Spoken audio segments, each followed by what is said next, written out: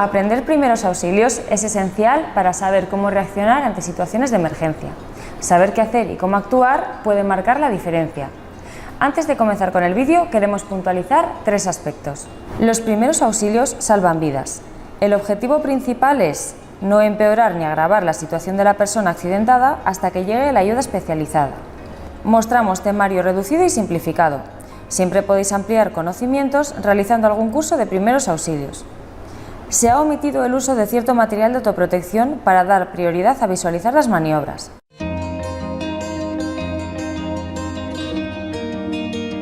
La conducta PAS es un término utilizado para describir una secuencia de acciones al encontrarnos en una situación de emergencia. La sigla PAS corresponde a proteger, avisar y socorrer. La conducta PAS es el primer protocolo que debemos aplicar ante cualquier situación de emergencia, nos encontremos en el contexto en el que nos encontremos.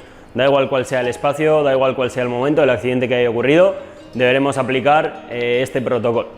El protocolo PAS son 3 siglas, las cuales se explican proteger, avisar y socorrer. Lo más importante ante cualquier emergencia es que no se produzca otra situación de emergencia. Para ello, lo primero de todo va a ser la P, proteger. Debemos proteger diferentes cosas. Lo primero que vamos a proteger es a nosotros mismos. Tenemos que protegernos para poder actuar como socorristas y no pasar a ser otra víctima.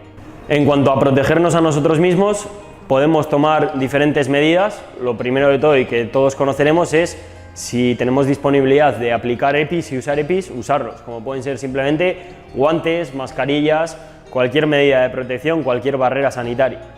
Nos protegeremos analizando el escenario, viendo que no haya ningún factor, que no haya ningún elemento que pueda provocarnos a nosotros un accidente. Por ejemplo, entrar en un aula, ver que hay una lámpara colgando y unos cables chispeando, por ejemplo, pues antes de nosotros entrar en ese sitio, deberemos tomar la medida de seguridad que nos parezca correspondiente, como llamar al conserje del sitio y que corte la luz, o buscar el cuadro eléctrico para cortar nosotros mismos la luz. Lo segundo que vamos a proteger es el entorno. El accidente que ya ha ocurrido no lo podemos evitar, pero si existe cualquier motivo por el que se pueda provocar otro accidente, primero tenemos que evitar eso. Primero que no se repita otro accidente o no haya otra víctima. Y lo último que vamos a proteger va a ser a la víctima. Es lo último, lo explicamos como primero, segundo y tercero, pero al final todo va a ser simultáneo, porque cuando nos protegemos a nosotros mismos también estamos protegiendo al entorno y vamos a estar protegiendo a la víctima. Una vez está la escena protegida, vamos a pasar a avisar. Avisar es muy importante porque no cualquier persona puede ayudarnos con unos primeros auxilios avanzados, pero cualquier persona va a poder ir a buscar ayuda, va a poder hacer cualquier cosa para poder mejorar esa situación. Para avisar es importante conocer sobre todo el número de emergencias en toda la Comunidad Europea, que va a ser el 112. Cuando llamamos al 112, aquí estamos llamando al Centro Coordinador de Emergencias. Cuando llamamos al Centro Coordinador de Emergencias, normalmente la persona que nos atiende va a ser un técnico en emergencias sanitarias que va a hacer un triaje sobre la emergencia sobre la que estamos llamando nosotros.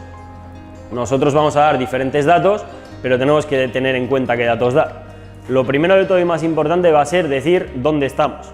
Ya que si damos muchos detalles sobre la emergencia, pero no decimos dónde estamos, no van a ser capaces de localizar esa emergencia y de ubicarnos. Con lo cual, lo primero sería presentarnos y ubicarnos, decir dónde estamos.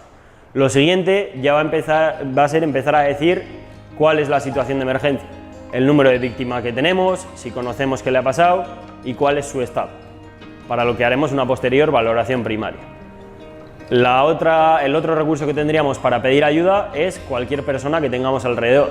Cualquier persona, como hemos dicho antes, no va a saber aplicar unos primeros auxilios avanzados, pero sí que va a saber ir en busca de otra ayuda o ser esa persona encargada de llamar al 112. Una vez hemos protegido y hemos avisado, vamos a empezar a socorrer a esa persona o a esas personas, depende el número de víctimas que haya. Para socorrer a esas personas deberemos empezar con la valoración primaria.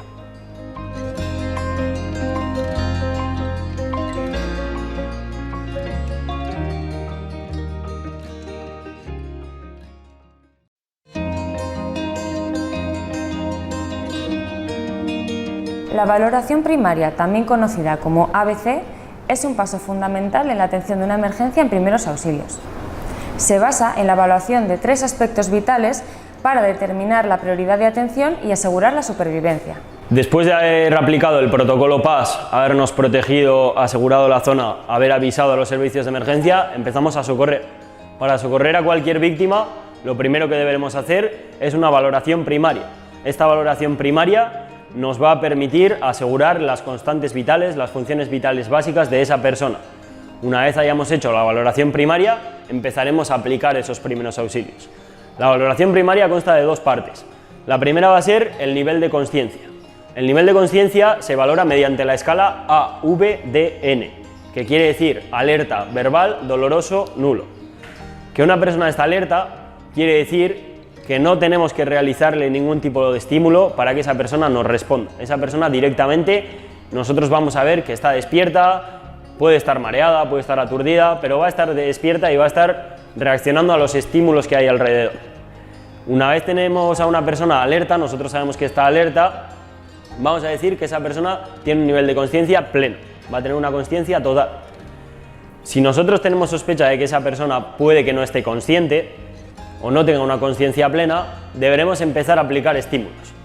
El primer estímulo que vamos a aplicar sería un estímulo verbal, directamente, lo que sería más natural de ir a donde una persona y hablarle y decirle: buenas, ¿te puedo echar una mano? ¿Qué tal estás? ¿Sabes qué te ha ocurrido? Si le conocemos, le podemos preguntar cosas que sepamos, cualquier cosa así. Si vemos que responde a esos estímulos verbales, esta persona estaría consciente, pero su nivel de consciencia habría descendido un punto. ¿Por qué? Porque necesita algún tipo de estímulo para que nosotros sepamos que esa persona está consciente. Si esta persona nosotros le hablamos y no nos responde, no quiere decir que esta persona está inconsciente, porque puede que todavía pueda reaccionar a estímulos dolorosos, que sería el siguiente punto.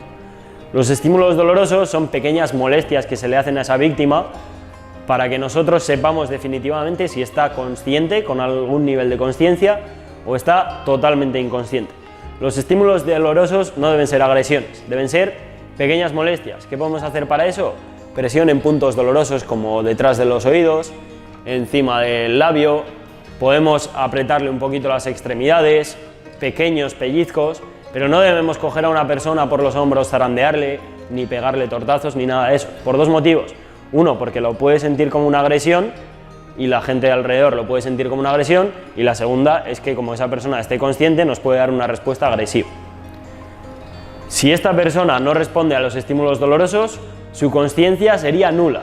En caso de que sí responda, ese nivel de consciencia sería muy leve, pero todavía consideraríamos que la persona está consciente. Si la consciencia es nula, nosotros debemos pasar al ABC. El ABC es la segunda parte de la valoración primaria. ABC son 3 siglas en inglés, que quiere decir Airway, Breathing y Circulation, que es apertura de vía aérea, respiración y circulación. En ese orden, lo primero va a ser asegurarnos de que esa persona respira. Para ver si una persona respira o no, deberemos realizarle una apertura de vía aérea. Normalmente esta apertura de vía aérea en primeros auxilios se realiza mediante la apertura de frente-mentón. ¿Por qué se hace? Porque la persona, al estar en reposo tumbada boca arriba, sus mecanismos respiratorios se obstruyen, lo bloquean sus mecanismos digestivos, con lo cual deberemos hacer una pequeña hiperluxación del cuello para liberar esas vías aéreas. Una vez hemos liberado las vías aéreas, somos capaces de valorar esa respiración, pasaremos a la B, que es el breathing, es la respiración. Para valorar la respiración de una persona tenemos las siglas VOS o VOS. Estas siglas se refieren a ver, oír y sentir. Son 3 mecanismos para identificar si existe respiración o no existe respiración en esa persona. La V de ver, vamos a poder mirar el tórax de la persona, como al inhalar y al exhalar se eleva y desciende el tórax. La O de oír, vamos a poder escuchar si hace algún tipo de respiración, y aparte de si hay o no hay respiración, vamos a poder ver si hay algún sonido raro, que repitan huesos, alguna cosa de estas. Una vez hemos oído, podemos también sentir. ¿Qué podemos sentir? Podemos simplemente poner una mano encima del pecho y notar cómo se eleva y desciende. Podemos acercar nuestro oído a sus vías respiratorias y escuchar y sentir el calor de la respiración. Una vez hemos valorado la respiración de la persona, vamos a tener 2 posibilidades: que respire o que no respire. El caso, lo que vamos a hacer, la actuación según respira o no respira va a ser diferente, obviamente. Si tenemos una persona que no respira, la situación va a ser mucho más grave que si tuviéramos una persona que respira. Tenemos que comprobar también la C de circulación. Para la circulación nos interesan principalmente dos cosas. Una, si hay existencia de pulso o no. El pulso son los latidos por minuto que hace el corazón. Debe ser de entre 60 y 100 latidos por minuto en adultos. En niños un poquito más, entre 80 y 120. Este latido nos va a estar diciendo si el corazón tiene actividad o no. Pero aparte de decir si hay o no actividad, nos puede decir cómo es, porque podemos encontrar un pulso irregular, un pulso muy acelerado, muy bajo, con lo cual no tendremos que mirar solo la frecuencia. Encontrar el pulso puede ser un poquito más complicado que la respiración. Tenemos diferentes recursos, como puede ser un pulso distal a la altura del radio, el pulso radial, el pulso carotídeo o yugular a los dos lados del cuello. Va a ser un poquito más complicado de encontrar, por eso en primeros auxilios no vamos a malgastar tanto tiempo en buscarlo. Si nosotros buscamos el pulso y no lo encontramos, vemos que esa persona no respira, directamente deberemos reaccionar con una reanimación cardiopulmonar. Dentro de la C hay otra cosa que nos importa mucho, que serán las hemorragias, la circulación. Las hemorragias pueden ser un motivo importante de pérdida de constantes vitales en una persona, con lo cual, si encontramos una hemorragia, detectamos una hemorragia, deberemos actuar rápido contra esa hemorragia antes incluso de hacer una reanimación. Para realizar la valoración del nivel de conciencia, lo primero va a ser ver si esta persona está o no está alerta. ¿Cómo podemos ver si está alerta? Simplemente mirándole a la cara, ver si reacciona, si genera algún movimiento con cualquier parte de su cuerpo.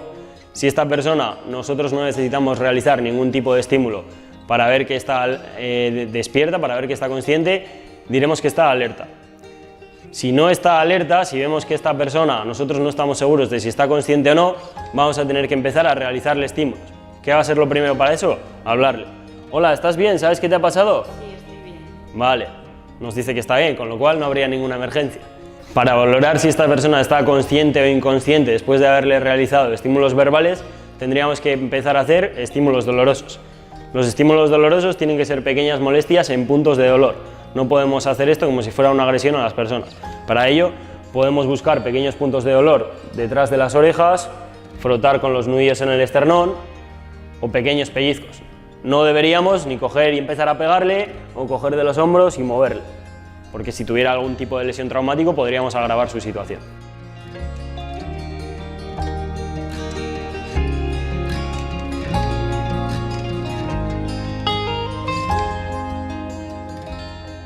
Una vez hemos valorado el nivel de conciencia y hemos determinado que esa conciencia es nula, vamos a pasar a valorar la respiración. Para valorar la respiración deberemos primero hacer una apertura de la vía aérea. Normalmente la maniobra que usamos en primeros auxilios va a ser la maniobra frente-mentón. Es muy sencilla, una mano en la frente, otra en el mentón y vamos a intentar hiperextender abriendo la boca. Si cerráramos la boca estaríamos cerrando la vía aérea de las personas, con lo cual con la boca abierta. Una vez hemos hecho esta maniobra nos acercaremos a las vías respiratorias de la persona durante 10 segundos para valorar esa respiración. Tenemos que ver si el tórax se eleva y desciende. Podemos oír el ruido de la respiración y sentir el calor y el aire de la respiración.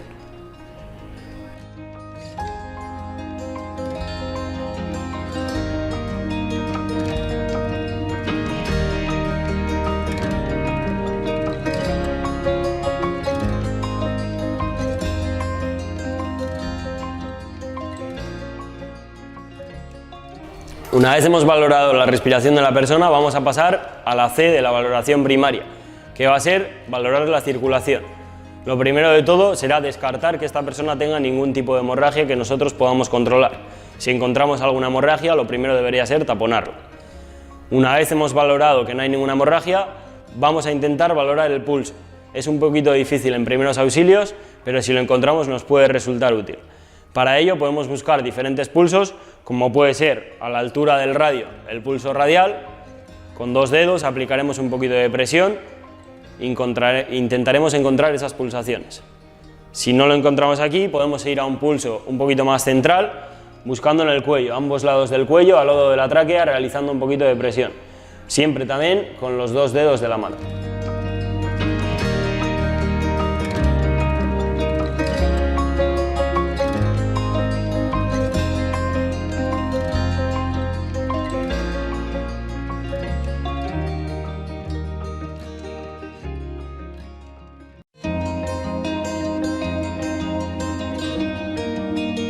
Una vez terminada la evaluación primaria, nos encontraremos generalmente con 3 posibles escenarios.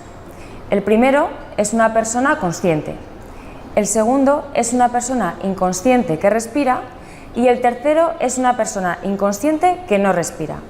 Según el escenario que nos encontremos, actuaremos de una manera u otra. Una vez hayamos realizado la valoración primaria, deberemos empezar a actuar. Después de haber realizado esta valoración primaria, nos podemos encontrar diferentes casuísticas. La primera será que tengamos una persona totalmente consciente y esté respirando. Ante este caso, que será el más leve, luego deberemos ver qué es lo que está pasando realmente. Ante este caso, simplemente deberíamos acompañar a la víctima, preguntarle qué puede necesitar, valorar continuamente su estado y que no pierda ese nivel de conciencia, intentar ayudar a esa persona en una situación estable, en una situación de reposo que no le provoque estrés. No daremos nunca de comer ni de beber a esa víctima por si tuviera que ser intervenida o por si le pudieran surgir otras complicaciones. Cuando tengamos a una persona inconsciente, el nivel de la emergencia va a ser un poquito mayor. ¿Qué tenemos que hacer? Pues depende de si respira o no respira. Cuando tenemos una persona que está inconsciente pero respira, vamos a aplicar la PLS o posición lateral de seguridad. Esta posición lateral de seguridad es una maniobra que se realiza para mantener la permeabilidad de las vías aéreas, para tener esas vías aéreas abiertas continuamente, que esa persona esté respirando y esté en una situación de reposo. Si la persona a la que hemos valorado no estuviera respirando y definitivamente nosotros detectamos una parada cardiorrespiratoria, deberíamos empezar a reanimar con el protocolo de RCP. Una vez hemos realizado la valoración primaria, depende de qué resultados hayamos obtenido, deberemos realizar unas actuaciones u otras. Si esta persona está consciente, está respirando, intentaremos hacer un acompañamiento, que la persona se sienta segura, que esté en una posición estable de reposo y sin ningún estrés. Es importante no dar de beber ni de comer a esa persona por si pudieran surgirle alguna complicación o necesitar algún tratamiento especial. Si esta persona está inconsciente pero respira, realizaremos la maniobra de la posición lateral de seguridad. Para ello es muy importante seguir los pasos, aunque la finalidad sea simplemente ponerle lateral a esta persona para liberar las vías aéreas. Si realizamos todos los pasos correctamente, la maniobra va a resultar mucho más fácil. ¿Qué tenemos que tener en cuenta? Que esta persona le tenemos que rotar hacia un lado de la manera menos agresiva posible. Para ello, la extremidad superior que tenemos más cerca la vamos a poner en posición de 90 grados al lado de su cabeza. La rodilla contraria la vamos a levantar y vamos a dejar que apoye la pierna. Es importante sujetarle aquí, porque si esta persona está inconsciente, la rodilla se le va a caer. El otro brazo lo traemos a su hombro y aquí lo mismo, tenemos que sujetar. Si esta persona está inconsciente, se nos va a caer ese brazo. Con lo cual, cuando tenemos en esta posición, venimos al hombro contrario y poquito a poco le rotamos hacia nosotros. La mano que tenemos más alejada la podemos poner debajo de su cabeza y de esta manera quedaría apoyada. Es importante traerle hacia nosotros hasta que la rodilla esté apoyada en el suelo. Si se queda a medio camino, no estaría estable, se nos podría mover. Le dejamos apoyado. ¿Por qué siempre hacia nosotros? Porque vamos a tener más fuerza, la maniobra va a ser más controlada y de esta manera podremos vigilar sus vías respiratorias.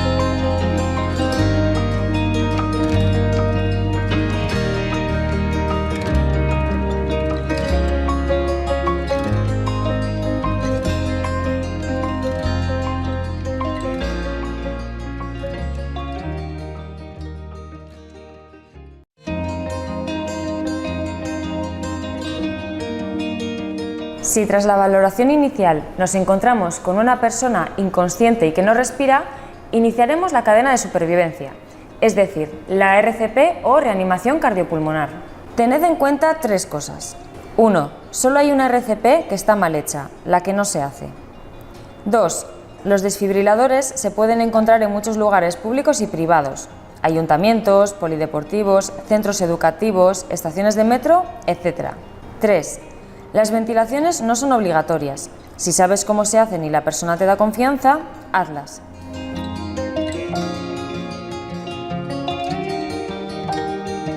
Cuando nos encontramos con una víctima que está inconsciente y no respira, vamos a poder determinar que está en una situación de parada cardiorrespiratoria. Las paradas cardiorrespiratorias pueden ser de origen cardíaco o de origen respiratorio, pero la actuación va a ser muy parecida.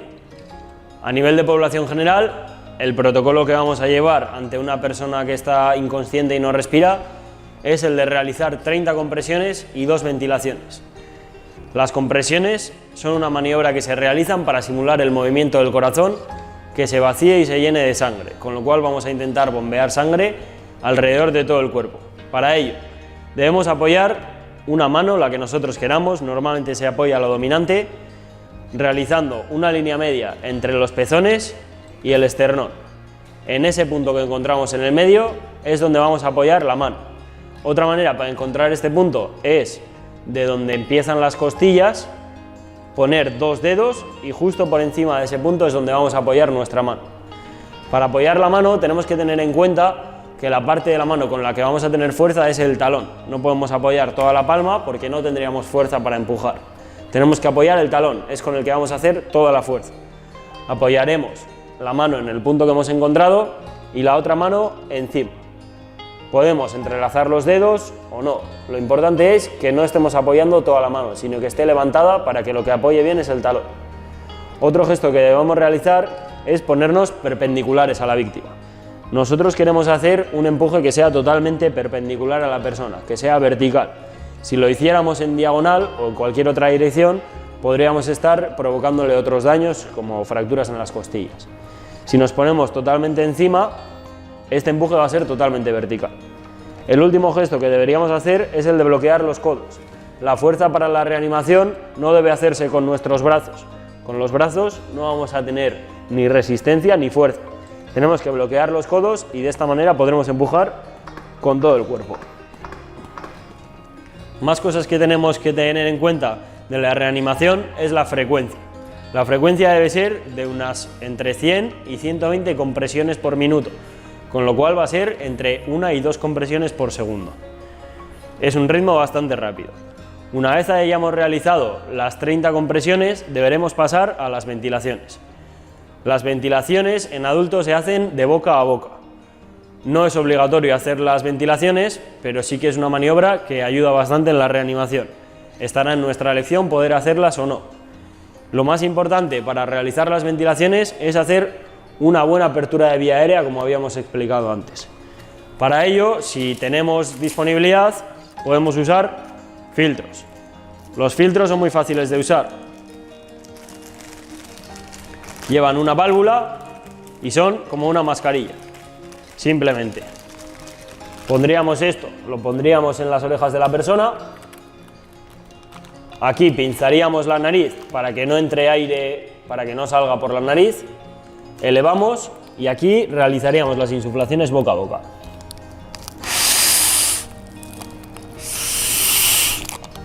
Las insuflaciones deben ser como una respiración normal. Tenemos que dejar que se eleve bien el pecho y que vuelva a descender. Si no dejamos que se vacíe de aire, no vamos a poder volver a meter aire. Con lo cual, tiene que ser una respiración normal, no tiene que ser nada hiperventilado, ni con muchísima fuerza, ni muy rápido. En cualquier situación en la que tengamos una parada cardiorrespiratoria, deberíamos intentar encontrar lo más rápido posible un DESA o desfibrilador externo semiautomático. Los desfibriladores se pueden encontrar en un montón de sitios públicos y privados y deben estar disponibles para el uso público. Dentro de un desfibrilador encontraremos diferentes cosas. Lo primero de todo, el propio desfibrilador.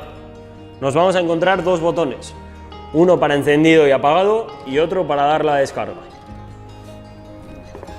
Dentro del desfibrilador también nos van a venir dos pares de parches. Se diferencian en que unos son para adulto y otros para niño. Podemos encontrar diferentes maneras de diferenciarlos. Directamente porque nos lo pone en el plástico o cuando lo abrimos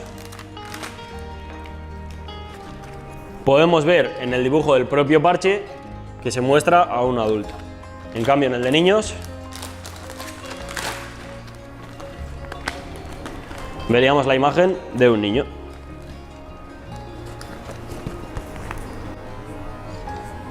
Dentro del desfibrilador también nos vendrán tijeras, una cuchilla de afeitar y algún tipo de compresa o gasa para secar a esa persona.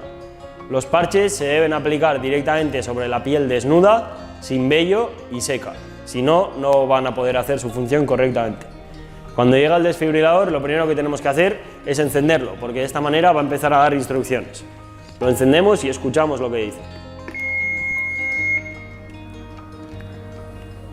Aplique los electrodos en el pecho desnudo del paciente. Enchufe el conector de los electrodos junto a la luz intermitente. Lo primero que deberíamos hacer es sacar los electrodos correspondientes de la bolsa y aplicarlos. Los tenemos que poner donde pone el dibujo concretamente. El primero sobre el pecho derecho, debajo de la clavícula derecha. El segundo en las costillas izquierdas a nivel axilar. De esta manera la corriente eléctrica va a poder traspasar todo el corazón. Lo segundo que ha dicho es que conectemos el enchufe en el hueco. Lo conectamos y esperamos a lo que dice. Analizando el ritmo cardíaco. No toque al paciente. En este momento el desfibrilador va a hacer un análisis del ritmo cardíaco, va a analizar el pulso. Es muy importante no tocar al paciente y que nadie le esté tocando para que no coja nuestro pulso como referencia y directamente sea el de la víctima. Esperamos a que haga el análisis del ritmo cardíaco y procedemos a lo que nos diga. El ritmo cardíaco. No toque al paciente. Se recomienda dar una descarga. Se carga el aparato. En este momento el desfibrilador Alejado del paciente. se está cargando, deberíamos alejarnos. Ahora, pulse El desfibrilador se ha cargado y nos indica que demos una descarga. Para ello se ilumina el botón naranja y hace este pitido. una descarga. No debemos darle hasta que no estemos seguros, totalmente seguros, de que no hay nadie tocando a esa persona. Nos aseguramos, nos alejamos, creamos espacio y una vez estamos seguros, Pulse el bocetío damos la descarga. en pausa. Inicie resucitación cardiopulmonar. El desfibrilador nos dice que se ha dado una descarga y que iniciemos resucitación cardiopulmonar, porque el aparato simplemente analiza el ritmo cardíaco. Nosotros debemos analizar una vez más la respiración, para lo cual haremos la apertura de la vía aérea y en caso de que no respire, continuaremos con la RCP.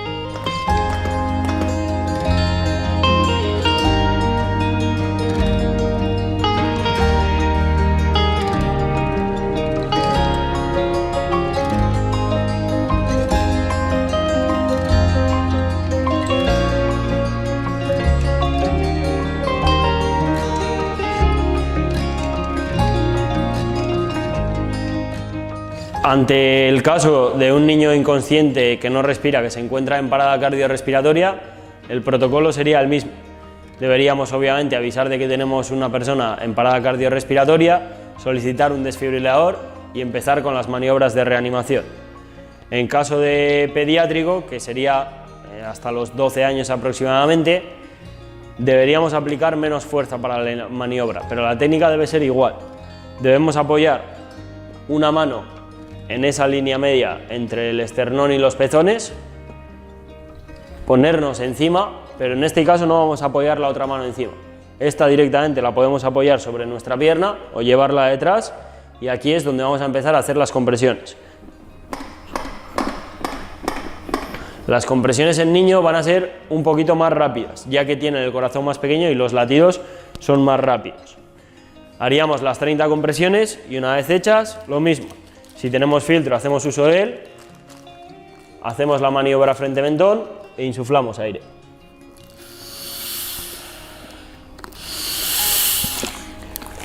Después de dar la primera ventilación, dejamos que el aire salga completamente y en ese momento volvemos a dar. La diferencia cuando utilicemos el desfibrilador en niños va a ser que vamos a utilizar los parches de niño. Los vamos a poder diferenciar por los dibujos de las propias pegatinas y porque posiblemente tengan un transformador a mitad del recorrido del cable. Esto lo que va a hacer es disminuir la intensidad de la descarga que se dé. Lo mismo, deberíamos encender el desfibrilador y escuchar lo que nos dice. Los electrodos en el pecho desnudo del paciente. Enchufe el conector de los electrodos junto a la luz intermitente. Lo primero será aplicar los electrodos sobre el pecho desnudo del paciente. Lo mismo, si tenemos ropa deberíamos cortarla, quitarla y ponerlo donde nos dicen los dibujos. En este caso son diferentes. Si lo pusiéramos como en adulto, uno sobre el pectoral derecho y otro en las costillas izquierdas, estaría muy cerca y no habría suficiente recorrido para que pasara la descarga. En este caso pondremos uno en el centro del pecho y el otro deberemos lateralizar al niño y ponerlo en el centro de la espalda. Una vez hayamos hecho esto, conectamos el enchufe de los electrodos y esperamos a que haga el análisis del ritmo cardíaco. Analizando el ritmo cardíaco.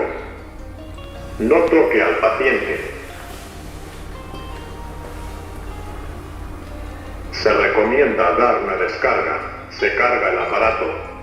Dejamos que se carga y nos mantenemos alejados del paciente. De una descarga ahora. Una vez se ha iluminado y empieza a pitar, el desfibrilador está preparado para dar la descarga, pero nosotros no la daremos hasta que nos aseguramos de que no le estamos tocando y de que nadie le está tocando al paciente. Una vez nos aseguramos, nos apartamos un poquito y damos al botón de la descarga. Se dio una descarga. En pausa. Inicie resucitación cardiopulmonar. El desfibrilador nos indica que iniciemos la resucitación cardiopulmonar. Nosotros deberíamos valorar la respiración una vez más y una vez sepamos que no respira, seguimos con la RCP. Si esta persona respirara, deberíamos lateralizarle en posición lateral de seguridad.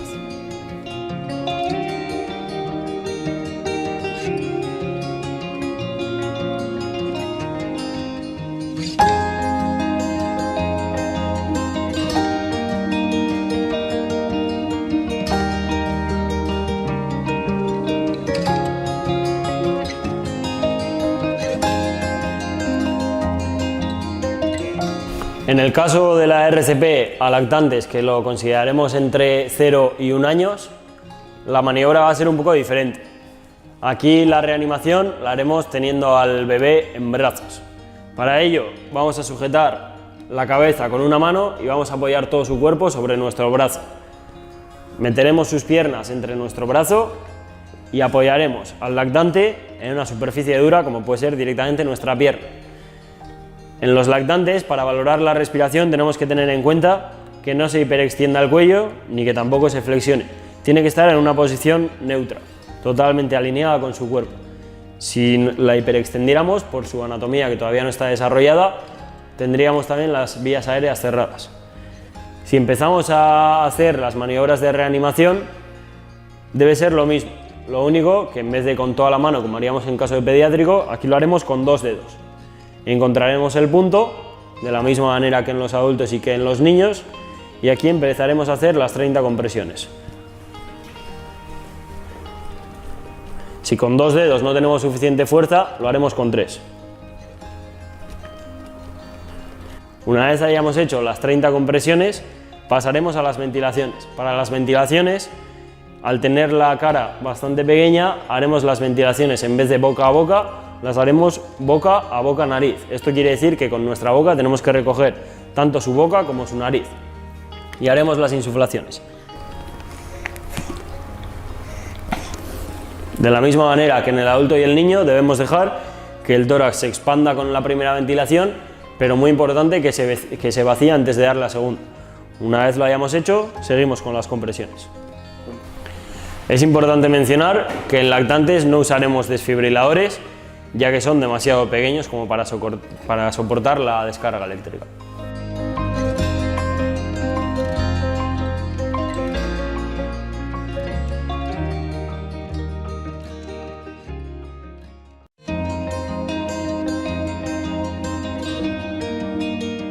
Un atragantamiento ocurre cuando un objeto sólido, líquido o una porción de alimento se queda atascado en la vía respiratoria, de forma que la persona no puede respirar correctamente. Hay dos cosas que no debemos hacer: introducir los dedos para extraer el objeto atascado y dar golpes en la espalda si la persona está tosiendo. En caso de atragantamiento de una persona, vamos a seguir con el protocolo OVACE, que es la obstrucción de vía aérea por cuerpo extraño. Cuando se nos da esta situación, podemos encontrarnos dos contextos: una en la que el atragantamiento sea parcial y otro en el que el atragantamiento sea total. Obviamente será más leve que el atragantamiento sea parcial. Cuando es parcial quiere decir que algo de aire está entrando y saliendo, con lo cual lo que va a estar haciendo esta persona es toser. Mientras una persona que se haya atragantado esté tosiendo, es muy importante animarle a toser y que no haga nada más que toser. Debemos animarle a toser y bajo ningún concepto tenemos ni que moverle, ni empezar a darle palmadas, ni realizar ningún tipo de compresión. Si esta persona sigue tosiendo, posiblemente con los propios movimientos de la tos pueda expulsar ese objeto extraño.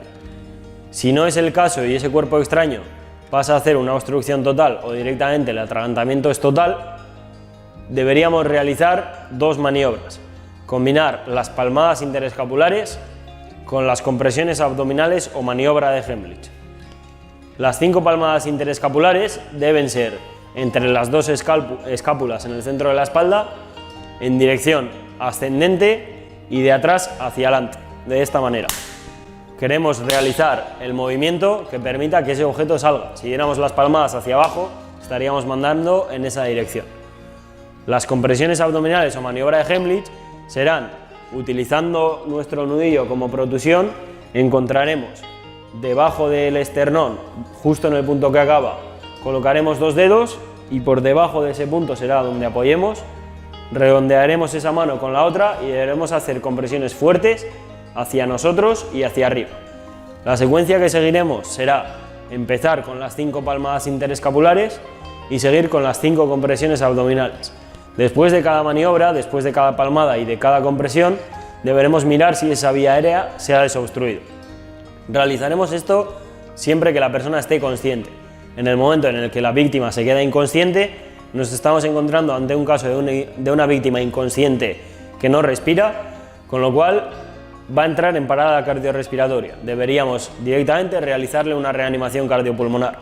Es muy importante que si nosotros estamos manipulando a esa persona de pies, le ayudemos a caer poco a poco y sobre todo sujetar su cabeza para que no se genere un traumatismo y entonces empezar con la maniobra de reanimación. En el caso de la obstrucción de vía aérea por cuerpo extraño de una persona o atragantamiento, vamos a tener dos casos diferentes: que esta obstrucción sea parcial y esta persona se encuentre tosiendo porque va a estar expulsando o introduciendo algo de aire, o el caso de que el atragantamiento sea total y esta persona esté en una situación de ahogamiento. Mientras una persona esté tosiendo, nosotros solo debemos animarle a toser. Si realizamos cualquier tipo de movimiento, si le empezamos a sacudir, si le empezamos a dar golpes, cualquier cosa, podemos empeorar la situación. Ese objeto puede pasar a obstruir completamente su vía aérea. Con lo cual, mientras una persona esté tosiendo, nosotros le dejamos un poco de espacio, podemos ayudarle a que se incline un poquito hacia adelante y le ayudamos a toser. Pero cuidado, porque este tipo de gestos nos suele incitar a darle golpes. Podemos poner las manos detrás y directamente animarle a que tosa. En caso de que el atragantamiento sea total, deberemos realizar dos diferentes maniobras. Esto es un chaleco de entrenamiento para el atragantamiento, con el que vamos a simular cómo serían las maniobras de verdad.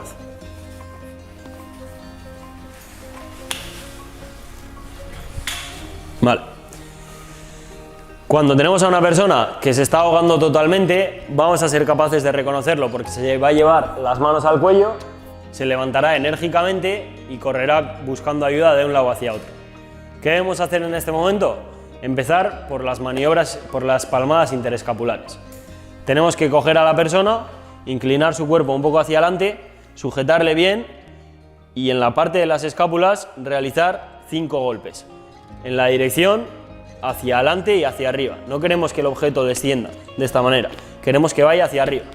Con lo cual, sujetamos bien a esta persona y empezamos con los golpes. Después de cada golpe, miramos, porque puede ser que se haya desobstruido, que esa persona ya esté respirando normal. Damos, hemos dado 1, 2, 3, 4 y 5. Si vemos que esta persona se sigue ahogando, sigue sin respirar, pasaremos a la maniobra de Heimlich. Le rodeamos con nuestros brazos por detrás y tenemos que encontrar la boca del estómago. De esta manera, inclinándolo un poquito hacia adelante, haremos fuerza hacia nosotros y hacia arriba. De esta manera podemos desobstruir la vía aérea de la persona. En caso de que no consigamos desobstruirlo, puede que esta persona se nos quede inconsciente, con lo cual deberemos ayudar a caer. Le podemos ayudar poco a poco, que vaya cayendo y sobre todo sujetar la cabeza. Una vez esta persona está en el suelo, no está respirando y está inconsciente, deberemos proceder a la maniobra de RCP.